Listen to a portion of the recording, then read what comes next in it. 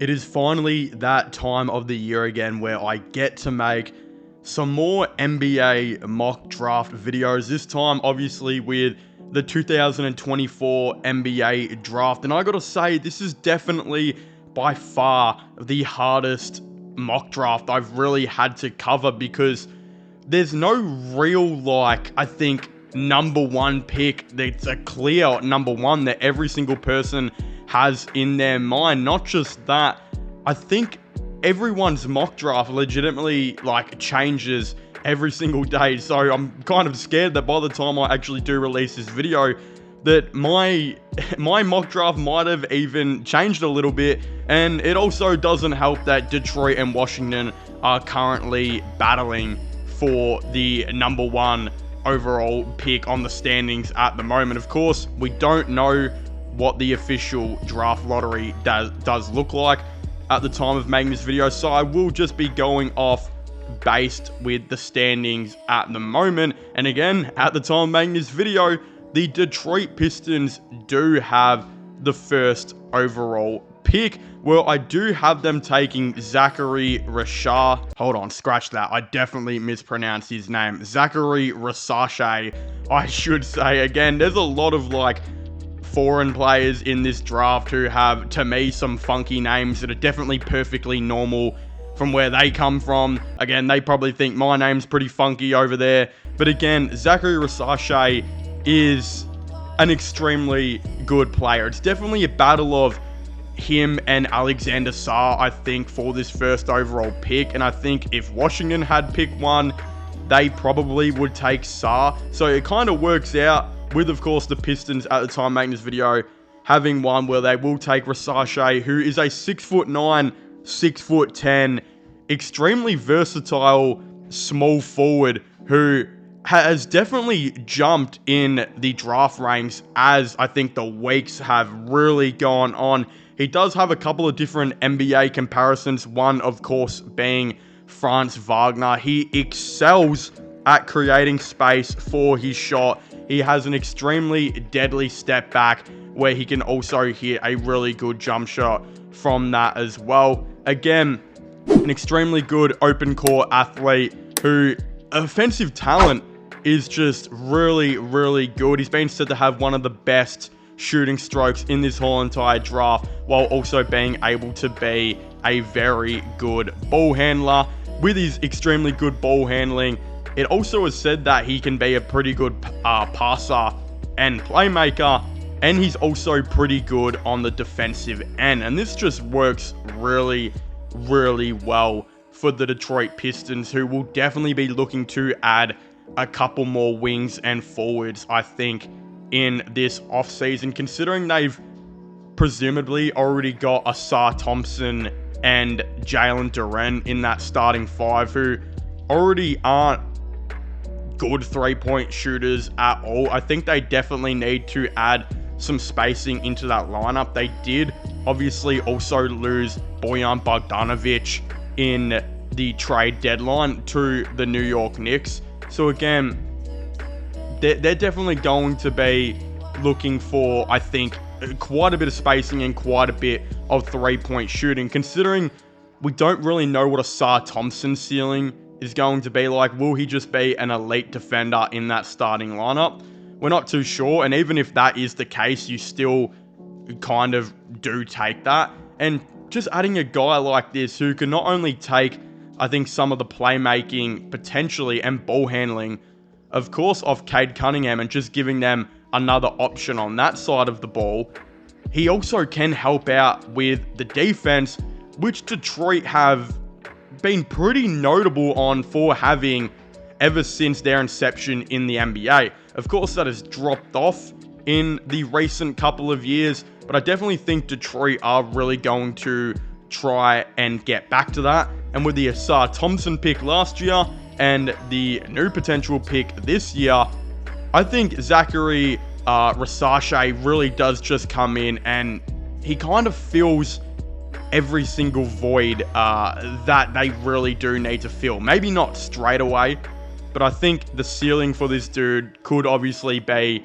a really good NBA star. And potentially, I mean, another option to add to Cade Cunningham, who will obviously also hopefully be an all-star for them in the future as well. So I really like this pick for the Detroit Pistons, and I think it just makes a lot of sense in terms of, again, filling that spacing need, adding another shot creator who can also help out on the defensive end. He can ball handle as well. Again, there's not exactly that much that Versace really can't do. So I think this makes a ton of sense and would really build on to their low-key impressive young core that's kind of building in Detroit right now. With the second overall pick, we do have the Washington Wizards, who are really now starting to hit this full rebuild mode, which I think is it's definitely a long time coming, and they're definitely adding some really, really nice pieces. And it so does happen that with the second overall pick, I think there is a perfect player for them here who is going to help out so much on this team if they do, of course, decide to draft him. A guy who I think could possibly be the first overall pick, depending how this goes, is, of course, Alexander Sarr, who, in my opinion, I do think is possibly the best player in this draft class. He is a 7'1" power forward / center who just came off a season with the Perth Wildcats in the NBL, who I think are kind of renowned as the greatest Australian basketball team that we have seen so far. He had an extremely impressive season for them, really quickly becoming one of the best defenders in the whole entire league, which is already been noted to be one of the best defending leagues in the whole entire world.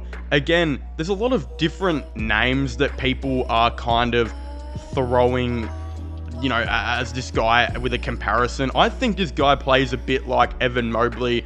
Again, in terms of being a dude who I don't necessarily know is 100% a center, similar to how Mobley has come into the NBA. He was kind of drafted as a center, but with the Cavs already having Jarrett Allen, they moved him to power forward. And because he was so versatile at defending the perimeter, he's actually done really, really well there. Again, Alexander Sarr is really like that as well. Again, extremely versatile defender that is so elite at getting up to the perimeter and switching on those plays. And with a season in the NBL, a league that is so known for defense with so many elite defensive coaches, you can already tell that it has severely improved him so much more to being again, one of the best, if not the best defender in this draft class. He also has an extremely good mid-range, and again, I haven't really even talked about this yet, but is really, really good on offense.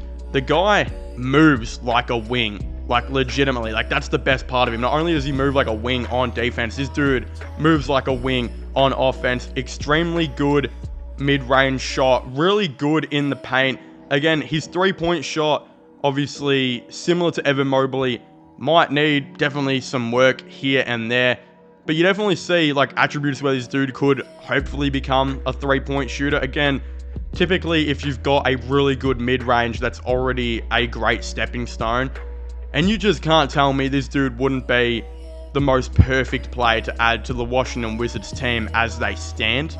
I think the Wizards legitimately need like a lot at most positions right now, especially the center position, after they of course got rid of Daniel Gafford and made a couple other moves.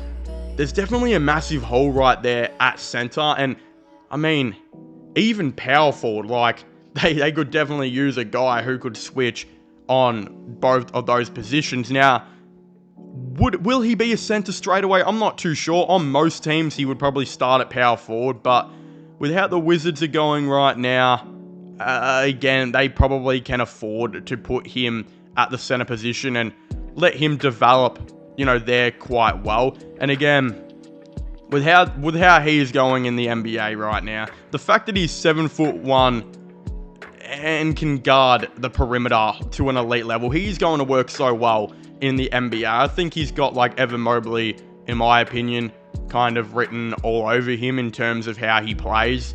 And I think if you're the Washington Wizards, you are going to absolutely love that. Again, he really does fill in a ton of holes that they, of course, need to fill. And I do think this might be a semi-long rebuild for the Wizards. I think they definitely need to hit another draft or two after this one. But yeah, Alexander Sarr is an elite start for them. And I think, in my opinion, he is the best player in the draft. Of course, I didn't have him at 1 just because I think Rasace really does fit a lot more needs that the Pistons have. But both players are like neck and neck for that first overall pick. And I think if you manage to get him as the Washington Wizards, this is a terrific move for them. Now, with the 3rd overall pick, we have the San Antonio Spurs. And this is definitely one of the hardest picks to do because we know that in a lot of drafts, the Spurs don't traditionally take the most common player that everyone has them taking other than Victor Wembanyama.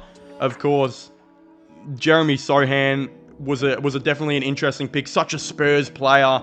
Again, not a lot of people had him going at 9, but I think if you knew how the Spurs really drafted and went about their game plan, then yeah, it made a ton of sense. So I really had to kind of take that into factor while I think doing this mock draft with the San Antonio Spurs. And with all that being said and done, I actually do think with the 3rd overall pick, they might select Nikola Topic, who is definitely a really hard one to grade because I think a couple of weeks ago would have been a very logical pick 3, but as you guys have probably heard, a couple of reports here and there have had him sliding to 5 and 6. I still think he makes a ton of sense to have on this San Antonio Spurs team, considering he does a lot of really, really good things that they need. They, of course, like to bring in their foreign players as well. He is an elite playmaker with great passing vision and great instincts. I really do think this is the type of guy who would be a really awesome player to have with Wembanyama long term and also have as his point guard. Not only is he an elite playmaker who, again, is extremely versatile with all of that, he actually has a pretty good looking 3-point stroke as well, and he's a pretty nice defender. Also being listed at 6'6" to 6'7", depending on what page you of course are looking at, this guy should be able to again switch 1 through 3, definitely on both of those guards. I just think this makes a ton of sense for the San Antonio Spurs. In my opinion, Tre Jones is a good point guard. I like Tre Jones, but I think he would be better served as a backup point guard in the league, especially at the moment. Again, he has improved, I think, a fair bit this season, but I think it's time now to bring in a dude who can be a really, really good playmaker for this team, an absolute floor general who also fits into the defensive system that the San Antonio Spurs have wanted to do quite a bit. And something that I actually really like about this Topic pick as well is I think one of the best things about the San Antonio Spurs right now is that I think they have a decent amount of shot creators, right? They've got Wembanyama, they've got Vassell, and of course they've got Keldon Johnson, who has been moved to a bit of a 6-man type of role. But you got those 3 really good shot creators, I think, on this team. Of course, you would maybe like a 4th or so, but I think you can possibly find that in free agency. I think the best part about Topic is this guy I think can play not only off ball, but I don't think he needs the ball in his hands to be a really good player. I don't think he needs to be a shot creator on this team, considering they've already got all of those guys to do that role. I think if Vassell, Johnson, and Wembanyama had a really good playmaker who could also go and be a 3-point shooter, that would really do a lot of good to this San Antonio Spurs team. I just think this makes a ton of sense in terms of that. And if they really want to get back to that old Greg Popovich style of being one of the best, if not the best defensive teams in the league, I think Topic, helps that as well, as he is a versatile defender who is also 6'6", 6'7", who can possibly, of course, switch, I think, not only in the 1 and 2, but hopefully on, the other 3 as well. Again, this dude is also, as I said, not only tall, but he is a pretty big dude who has a lot of strength. Again, his defensive ability is really, really good. Decent 3-point shooter, can play make. He's good around the rim as well and can draw contact in the lane, being a pretty good creative finisher around the rim. Again, he might not be the most elite, I think, first step kind of guy, and his burst isn't necessarily that good. Of course, being a taller point guard, it might come with him being a little bit slower than most point guards in the NBA. Yeah, this is just a great pick by the San Antonio Spurs, and I definitely think this could be the decision they, of course, do decide to go with. Now, with the 4th overall pick, we have the Charlotte Hornets, who I think get a lot of unnecessary hate at the moment. I think they're actually building something pretty good there with LaMelo Ball and, of course, a couple other dudes on this team as well. And I think another guy they could really definitely add is actually Cody Williams, who a lot of people have, kind of in the top 3 as well. He's actually the younger brother of OKC wing Jalen Williams, which for some reason I didn't know. I don't know why I didn't know this, but I have seen people legitimately having this guy at pick 1, and I think he could make a case there. I also think, though, this guy just fits in really well with the Charlotte Hornets roster. Again, he is a 6'8" wing/forward who I think, again, as I said, has pick 1 kind of written all over him right now. I definitely have seen it right now. I think he fits in with Brandon Miller and potentially Miles Bridges. It would be a very tall 1 to 4-man rotation. LaMelo being 6'7", Bridges 6'7", 6'8", Brandon Miller's 6'8", Cody Williams is 6'8". This dude is the ideal size for a wing, has really good length as well. He'll be able to switch from the 2 to the 4. He's even had comparisons to Tracy McGrady, with one website saying he's Tracy McGrady all over, except he's just, again, not as explosive when it comes to his verticality. But this dude is a really great rebounder, really good with the ball in his hands, can run an offense by himself. Again, his playmaking is pretty decent as well. Extremely good at getting to the rim and driving there. He also has that really good ability of just being able to drive while also kicking it out, kind of collapsing the defense there. The other thing is, too, not only is his offense pretty good, but he can also be a really good defender, being listed as one of the best two-way players in this draft right now. Again, I would say he could definitely be a top 3 defender in this draft while being a top 5 player offensively as well.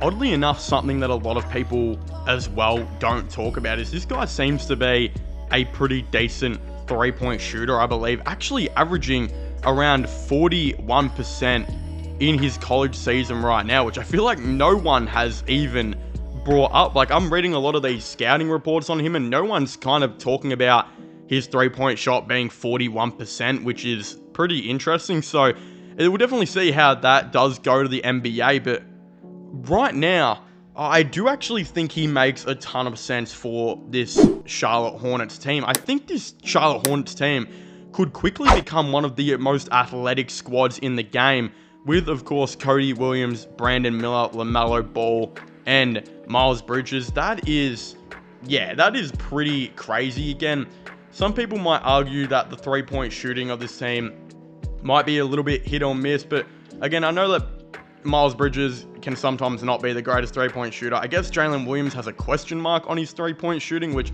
I don't know how. 41% from 3 is pretty good. Their center, whoever they have at center, whether it's Nick Richards or whatever, it probably can't shoot, obviously. And then LaMelo, I still think is a good shooter, but people would beg to differ. I disagree on that, though. Again, I guess I'm just a bit of a fan of this Charlotte Hornets team, and I think they're low-key kind of underrated. And with enough building blocks and players like I think Cody Williams being added to this team, I don't see why it couldn't become really good. And I still think this team could be one of the best defensively in the NBA, with literally everyone on this team, starting five, probably being over 6'7" next season if they do decide to draft Cody Williams. So again, that is what it is. The 5th overall pick now, we have the Portland Trailblazers, and I hope everyone forgives me if I pronounce this guy's name wrong, because I have heard about 18 different pronunciations of, in my lifetime of this dude's not only his last name, but his first name. But that's actually Martez Bazilis. Now, this guy is also playing for the G League Ignite, which does look like it probably won't be a thing next season, I believe. But again, that's still elite competition, having to play in the G League.